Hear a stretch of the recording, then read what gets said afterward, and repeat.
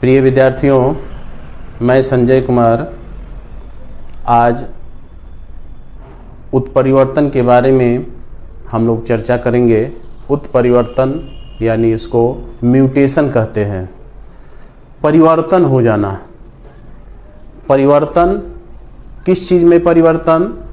तो ये डीएनए है, इस डीएनए में परिवर्तन हो जाना।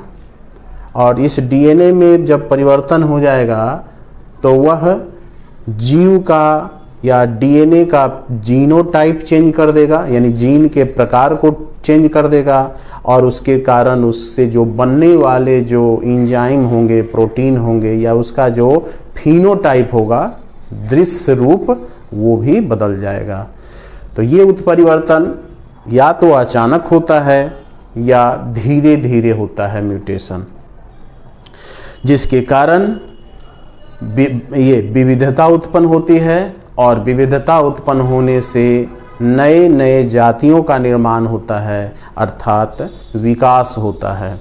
तो उत्परिवर्तन वह क्रिया है जो डीएनए के अनुक्रम में बदलाव ला देती है, जिसके परिणाम स्वरूप जीव के या डीएनए के जीनोटाइप और फिनोटाइप में परिवर्तन आ जाता है। इस क्रिया को उत्परिवर्तन कहा जाता है। तो उत्परिवर्तन का फायदा भी है और नुकसान भी है।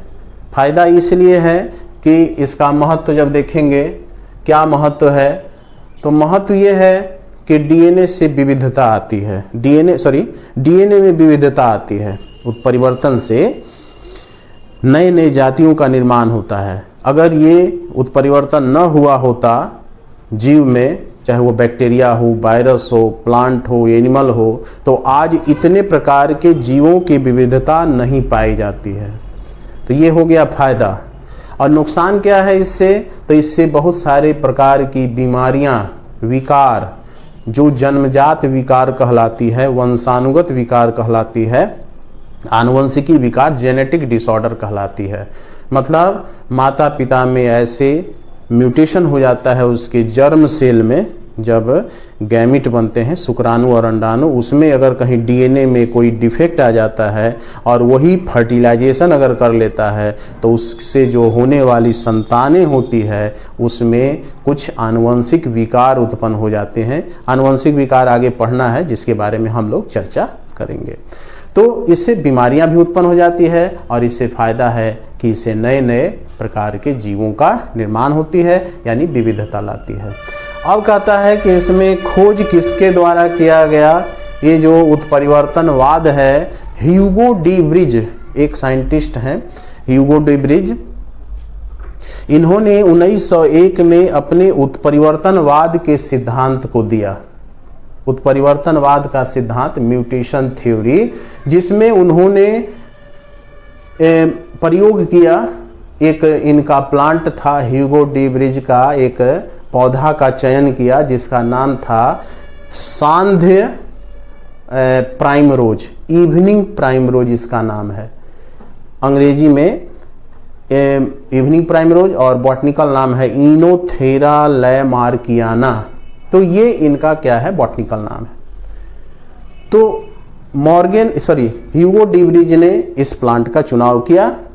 ये जो प्लांट होता है, पिंक रंग का भी होता है, सफ़ेद रंग का भी होता है, पीले रंग का भी होता है, माने अलग अलग रंग के ये पाए जाते हैं। तो उन्होंने देखा क्या कि पिंक रंग के जो सांध्य प्राइम रोज थे, उसमें सफ़ेद सफ़ेद रंग के भी कुछ इसके पौधे देखे गए। तो दोनों का उन्होंने अध्ययन किया और अध्ययन करने के बाद ये सिद्ध किया कि दोनों में गुणसूत्रों की संख्या में अंतर है। यानी जिस समय गैमिट बना उसी समय इसमें अंतर हो गया, जिसके फलस्वरूप कोई पिंक कलर वाला है उसमें गुणसूत्रों की संख्या कुछ अलग हो गया, वाइट वाले में कुछ अलग हो गया, पीले वाले में कुछ अलग हो गया। तो ये तो हो गया इनके खोज के बारे में। लेकिन वास्तविक रूप से जो उत्परिवर्तनवाद का जो खोज था, अध्ययन था, वो मॉर्गन के द्वारा किया गया है। टी.एच. मॉर्गन बताए थे कि थॉमस हंट मॉर्गन, जो कि फल मक्खी पर अपना प्रयोग किए थे, उसी में वो उत्परिवर्तन करा करके और उससे जो होने वाले जो संतान थी उसके बीच में संकरण कराया और संकरण करके उसका अध्ययन किया। अब कहता है कि उत्परिवर्तन का समय क्या होता है, ये किस समय होता है शरीर में, किसी भी जीव में ये कब होता है। तो इसके लिए 2-3 अवधि दिया गया है कि जब जीवों में अर्धसूत्री विभाजन होता है, मियोसिस, उस समय समजात गुणसूत्र आपस में एक दूसरे से जीन विनिमय करने के लिए नजदीक आते हैं और उसी समय वो एक दूसरे से सटे हुए ही रह जाते हैं, अलग नहीं हो पाते हैं। एनाफेज फर्स्ट में वो अलग नहीं हो पाते हैं, जिसके कारण किसी कोशिका में गुणसूत्रों की संख्या ज़्यादा हो जाती है, किसी में कम हो जाती है। परिणाम स्वरूप जो उससे उत्पन्न संतान होगा उसमें आनुवंशिकी विकार हो जाता है।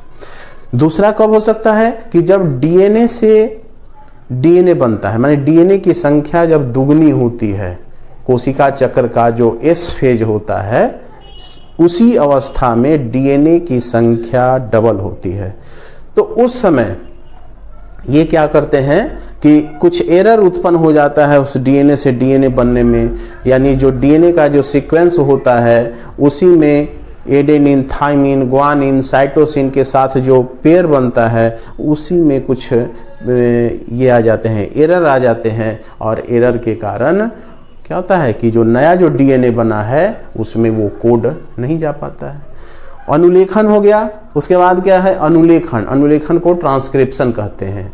तो ट्रांसक्रिप्शन के समय भी ये होता है, यानी डीएनए से आरएनए बनता है और जो आरएनए बनते हैं उसमें जो कोड होना चाहिए जिससे प्रोटीन बनता है, एंजाइम बनता है, वो नहीं बन पाता है। तो ये सब समय है उत्परिवर्तन होने का। ये नहीं है कि उत्परिवर्तन केवल वंशानुगत होते हैं, यानी उसके माता पिता में होगा तब संतान में जाएगा। ये किसी व्यक्ति में भी हो सकता है, क्योंकि व्यक्ति में डीएनए की संख्या डबल होगी या अनुलेखन होगा। तो अनुलेखन जब होगा तो डीएनए से जो एमआरएनए बनेंगे, यानी संदेशवाहक आरएनए, उस समय भी ये हो सकता है और वो संदेशवाहक आरएनए उस तरह के प्रोटीन का फॉर्मेशन नहीं कर पाएगा। अब कहता है कि उत्परिवर्तन प्रभावित करने वाले कारक, उत्परिवर्तन प्रभावित करने वाले कारक कौन से हैं, कौन से ऐसे कारक हैं जो कि उत्परिवर्तन को प्रभावित करते हैं। उसको उत्परिवर्तन जन भी कहा जाता है या म्यूटाजन भी कहा जाता है। मतलब ऐसे कारक जो जीवों में उत्परिवर्तन उत्पन्न कर दे, वैसे कारक को म्यूटाजन कहा जाता है या उत्परिवर्तन जन, यानी उत्परिवर्तन उत्पन्न करने वाले, जन्म देने वाले कारक। तो क्वेश्चन रह सकता है कि म्यूटाजन क्या है या उत्परिवर्तन जन क्या है। तो वैसे कारक जो जीवों में उत्परिवर्तन उत्पन्न कर दे। अब ये कारक हो सकते हैं रासायनिक कारक, कुछ केमिकल हो सकता है जो सेल के या डीएनए के कांटेक्ट में आता है तो वो डीएनए का जो अनुक्रम होता है उसको बदल देता है, जैसे di ethyl sulphonate, ethylene amine और फॉर्मल्डिहाइड इत्यादि। यही 3 को नहीं है, अभी और है। तो इत्यादि ये सब रसायन है जो कि कोशिकाओं के जो डीएनए होते हैं उसमें परिवर्तन कर देता है। दूसरा कारक है भौतिक कारक, भौतिक फिजिकल फैक्टर, जैसे तापमान। तो टेम्परेचर अगर बढ़ जाता है तो वह कोशिका के जो डीएनए होते हैं उसको प्रभावित करता है, यानी उसमें बदलाव ले आता है, परिवर्तन ले आता है, जिससे उसके बाद परावैंगनी किरणें। अब जैसे परावैंगनी किरणें ऊपर से आती है और वो परावैंगनी किरणें देखिए सेल के अंदर जो डीएनए होते हैं बिफोर और आफ्टर में दिखाया गया है। तो वो परावैंगनी किरणें डीएनए का जो अनुक्रम होता है एडेनिन, थाइमिन, ग्वानिन, साइटोसिन, उसमें देखिए परिवर्तन ले आया है, कुछ चेंज हो रहा है ना। आफ्टर वाले में देखिए कि कुछ चेंज हो रहा है। तो यही कहता है कि परावैंगनी किरणें, गामा किरणें, एक्स किरणें, ये सब जो होती है किरणें, विकिरण, वो उत्परिवर्तन ला देती है डीएनए में। और कुछ प्राकृतिक कारक भी होते हैं, कुछ वायरस, बैक्टीरिया, ये सब भी ये कारक होते हैं जो उत्परिवर्तन करते हैं। तो ये तो हो गया। अब देखेंगे उत्परिवर्तन कितने प्रकार के होते हैं। अब हम लोग देखते हैं कि उत्परिवर्तन कितने प्रकार से होता है। तो उत्परिवर्तन का जो प्रकार है, एक है गुणसूत्रीय उत्परिवर्तन और दूसरा है जीन उत्परिवर्तन। तो गुणसूत्रीय उत्परिवर्तन कहने का मतलब कि ये जो गुणसूत्र है, जिसमें देख रहे हैं कि इसमें आपको कितनी भुजाएं हैं, 2 अर्ध गुणसूत्र है, 2 अर्ध गुणसूत्र दिखाई दे रहा है। तो इस गुणसूत्र में परिवर्तन होना, या तो संख्या में परिवर्तन हो जाए या तो उसके संरचना में परिवर्तन हो जाए। गुणसूत्रों की संख्या अगर चेंज हो जाए किसी जीव में, या गुणसूत्रों की संरचना परिवर्तन हो जाए, मान लीजिए कि इतना ही छोटा, एक साइड से इतना ही छोटा एक जीन गायब हो गया या कोई एक्स्ट्रा जीन इसमें आ गया, तो इस तरह से ये हो सकता है। तो यह जो गुणसूत्रीय उत्परिवर्तन है, उसके बाद जीन उत्परिवर्तन देखेंगे बाद में, पहले इसको देख ले। गुणसूत्रीय उत्परिवर्तन भी 2 प्रकार का है, जीनोमिक और विपथन, एविरेशन। जीनोमिक में क्या हो रहा है कि गुणसूत्रों की संख्या में परिवर्तन, और विपथन में क्या कह रहा है कि गुणसूत्रों की संरचना में परिवर्तन। अब देखिए, यह जो गुणसूत्र होता है वो ह्यूमन में अगर देखेंगे तो ह्यूमन का जो कैरियोटाइप होता है मेल का, इसमें देख रहे हैं आप क्या कि मनुष्य के एक कोशिका में 46 क्रोमोसोम होते हैं। देखिए सबका फोटो है यहाँ पर बना हुआ, और वो सारे गुणसूत्र जोड़े में रहते हैं। तो जोड़ा कितना हो जाएगा, 23 पेयर हो जाएगा। और वह जोड़ा कहाँ से आता है किसी में, तो आधे आते हैं फादर से और आधे आते हैं मदर से। अब जैसे कि फर्स्ट जोड़ा जो देख रहे हैं, इसमें से फर्स्ट जोड़ा में से एक गुणसूत्र आया है फादर से और एक गुणसूत्र आया है मदर से आया है, और दोनों एक पेयर में रहता है, जोड़ा में रहता है। तो ये हो गया आपको फर्स्ट पेयर। ये आपस में समजात गुणसूत्र कहलाते हैं, यानी दोनों पर एक ही, दोनों का देखिए शेप भी एक ही जैसा है, साइज भी एक ही जैसा है। उसमें जो उसका गुण होगा, जो जीन इस पर रहेगा फादर वाले पर, वो जो है मदर वाले पर भी रहेगा। तो यही कहने का अर्थ है कि ये इस तरह से, उसी तरह से दूसरा जोड़ा, तीसरा जोड़ा, चौथा जोड़ा, पांचवा जोड़ा, 23 पेयर है, एक्स और वाई भी है इसमें दिया हुआ, दिख रहे हैं। तो ये चीज़ जो है आपको बताया गया है कि किस तरह से मनुष्य में अगर 46 गुणसूत्र है और 46 गुणसूत्रों की संख्या अगर बढ़ जाए, अगर किसी जीव में, किसी मनुष्य में 47 हो जाए या किसी मनुष्य में 45 हो जाए, तो उसी को हम लोग ये कहते हैं जीनोमिक कहते हैं। ये पौधे में भी होते हैं, ये केवल समझाने के लिए दिया गया है मनुष्य में। अब जीनोमिक में क्या होता है कि देख रहे हैं कि गुणसूत्रों की संख्या में परिवर्तन। अब संख्या में परिवर्तन भी देख रहे हैं कि कैसे होता है। तो यह होता है कब, एनाफेज फर्स्ट के समय, जब समजात गुणसूत्र आपस में जोड़े बनाने लगते हैं, उसी समय कोई जोड़ा एक साथ सटा हुआ रह जाता है और वह एक युग्मक में चला जाता है, और दूसरा युग्मक में वह गुणसूत्र अनुपस्थित हो जाता है, नहीं पाया जाता है, जिसके कारण किसी में संख्या ज़्यादा हो जाती है और किसी सेल में, किसी युग्मक में कम हो जाती है। अब इसमें भी देख रहे हैं कि ये जो जीनोमिक है 2 प्रकार का है, सुगुणितता और असुगुणिता। सुगुणिता और असुगुणिता माने यूप्लॉइडी और एनुप्लॉइडी इसको कहते हैं। सुगुणिता में कहता है कि गुणसूत्रों की संख्या जो होती है n में बढ़ती है। n का मतलब कि जैसे इसमें 2n होता है, 2n का मतलब n प्लस n आया फादर से, n आया मदर से, 23 गुणसूत्र, तो 23 जो है वह हो गया n। तो 23 एक n हो गया, फिर 23 आया तो 2n हो गया। उसी तरह से कभी एक n और आ गया तो 3n हो जाएगा, फिर एक n और आ जाएगा किसी कोशिका में तो वो 4n हो जाएगा। तो वही कहता है कि गुणसूत्रों में एक प्रति यानी n जो है या अधिक प्रति n या 2n या 3n, यहाँ देख रहे हैं इस तरह से बढ़ जाता है। अब जैसे कि त्रिगुणित, जब दुगना हो जाएगा, जाइगोट होता है तो उसको द्विगुणित कहते हैं 2n, लेकिन उसी जाइगोट में एक n और बढ़ गया तो क्या हो जाएगा 3n हो जाएगा। तो 3n हो जाएगा तो इसको त्रिगुणित कहेंगे। और ये त्रिगुणित वाला जो है देखिएगा भ्रूणपोष बनाता है। पौधे में जब भ्रूणपोष बनता है तो उसमें गुणसूत्रों की संख्या त्रिगुणित होती है और वो न्यूट्रिशन देता है, भ्रूण को न्यूट्रिशन पोषण देता है।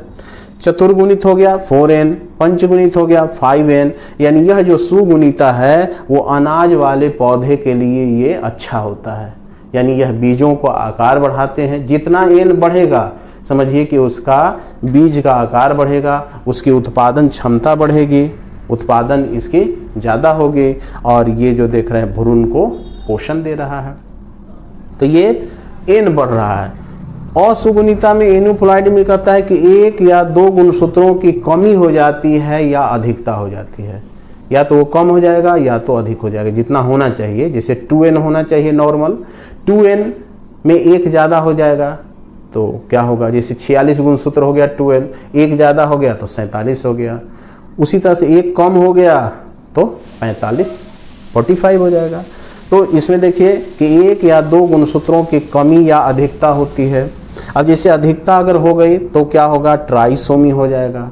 ट्राइसोमी का मतलब डिप्लॉयड पहले से है, एक गुणसूत्र बढ़ गया, यानी 2n = 46 अब +1 कितना हो जाएगा, 47 हो जाएगा।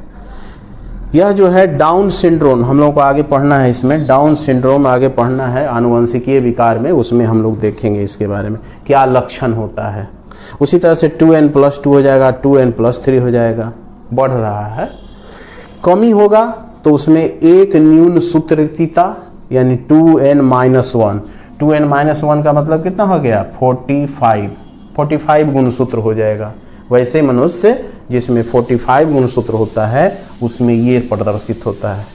जैसे कि टर्नर सिंड्रोम भी हम लोगों को पढ़ना है, टर्नर सिंड्रोम में भी ये पढ़ना है। उसी तरह से आपको ये द्विन्यून सूत्रितता, इसमें क्या है 2n - 2 यानी 2 गुणसूत्र गायब हो गया तो कितना गुणसूत्र हो जाएगा, 44। तो ये 44 वाला जिंदा नहीं रहेगा क्योंकि इसमें एक जोड़ा गुणसूत्र गायब हो गया है जिसके कारण वो सरवाइव नहीं कर पाता है। तो इस तरह से 47 वाला जो गुणसूत्र है डाउन सिंड्रोम। एक और सिंड्रोम है जिसको कहते हैं क्लाइनफेल्टर सिंड्रोम। उदाहरण में इसमें नहीं है, इसी का है क्लाइनफेल्टर्स सिंड्रोम। ये भी पढ़ना है अंतिम में, इसी चैप्टर के अंतिम में ये पॉइंट है दिया हुआ। तो 3 गो विकार पढ़ना है, डाउन सिंड्रोम, क्लाइनफेल्टर सिंड्रोम और टर्नर सिंड्रोम। अब देखेंगे हम लोग विफथन के बारे में कि गुणसूत्रों की संरचना में परिवर्तन कैसे हुआ, ठीक ना। तो इसको नोट कर लीजिए।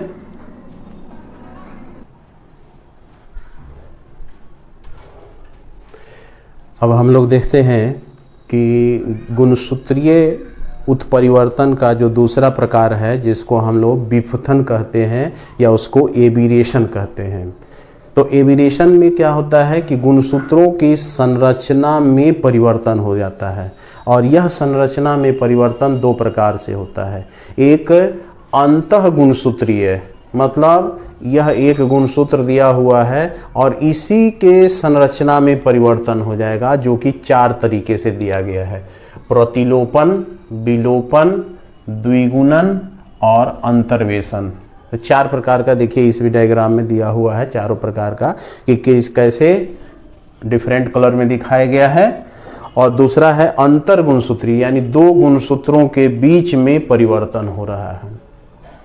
अब देखिए पहला अंतः गुणसूत्रीय, इसको मान लीजिए एक गुणसूत्र ए जिसमें ये जीन है ABCDEF, 6 कलर का जीन है उसमें दिखाया गया।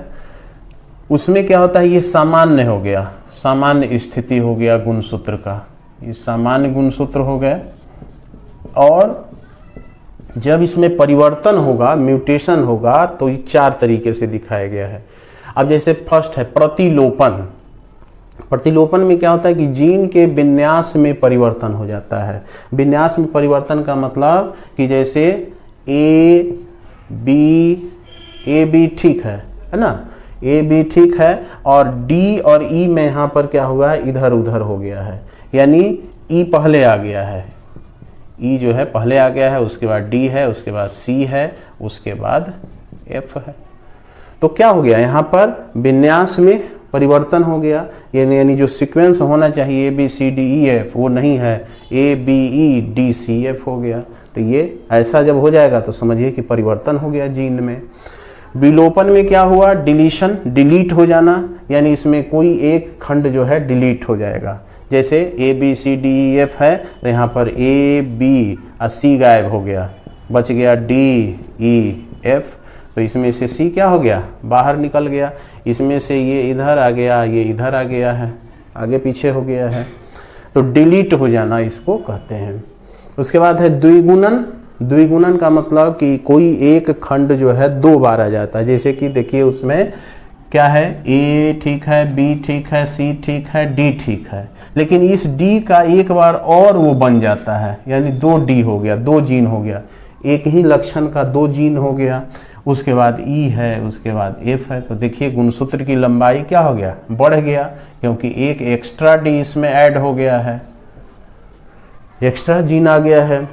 उसके बाद इसमें अंतर्वेशन में क्या होता है कि दो असमजात गुणसूत्र A B C D, A B C D ठीक है, कोई एल नामक क्रोमोसोम यानी असमजात गुणसूत्र आकर के इसके साथ ऐड हो जाए।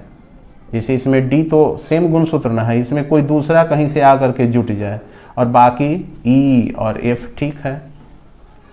तो इंसर्शन में यही हो गया कि दूसरे गुणसूत्र का खंड इसके साथ जुट जाता है। इसमें लिखेंगे दूसरे गुणसूत्र का खंड जुड़ता है, दूसरे गुणसूत्र का खंड इसके साथ जुड़ जाता है। तो ये हो गया अंतः गुणसूत्रीय, मतलब एक ही गुणसूत्र में परिवर्तन से। अंतर गुणसूत्रीय हो गया मतलब कि दो गुणसूत्रों के बीच यहाँ परिवर्तन हो रहा है। जैसे कि ये एक गुणसूत्र है और ये दूसरा गुणसूत्र है। एक गुणसूत्र A B C D E F है, यहाँ है L M N O P की, ये दूसरा जीन है, ठीक ना।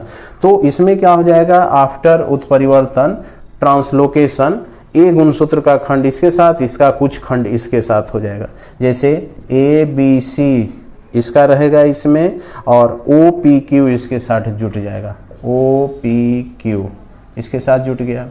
उसके बाद इसमें क्या रहेगा, एल एल एम एन और इसका डी ई एफ रहेगा, डी ई एफ हो गया। तो देख रहे हैं ना कि एक दूसरे के साथ क्या हो रहा है, एक्सचेंज हो रहा है। ये वाला यहाँ चला गया, ये यहाँ चला आया गुणसूत्र। तो दो जीनों के बीच यहाँ पर ये परिवर्तन हो रहा है, जो कि इस डायग्राम में भी देखा गया था। अब हम लोग देखेंगे जो जीन उत्परिवर्तन होता है, मतलब कि डीएनए में परिवर्तन होता है, उसके बारे में देखें।